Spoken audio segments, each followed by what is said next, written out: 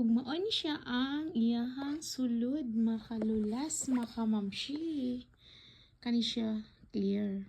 So kung imo ni siyang gamiton human sa imong pagpanghilamos, buntag udto hapon or anytime nimo siya gamiton makamamshi, makalulas kani siya.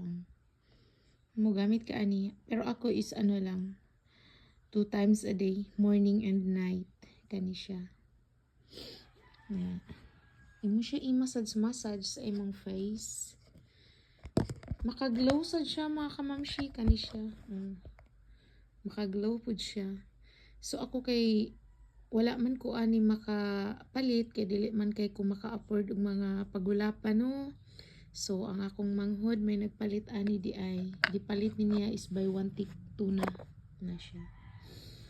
Kay para walay alkansi sa shipping pay mga kamamshi. Da. So kung ganahan mo ani barato ra ni siya pero wala ko ga-endorse sa based on my experience lang ni siya kay muglaw man sa jud ang ato ang face ani. So before man gud akong gigamit is ang natural jud siya na ano katong iyahag yung ansa ni siya aloe vera jud siya. Ako pakutloon nga to sa punuan mga kamamshi.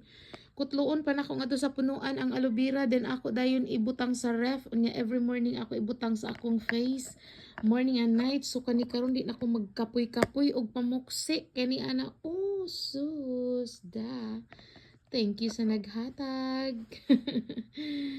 So mo lang to no video for today's. God bless us all. Love you all. Palit na mo.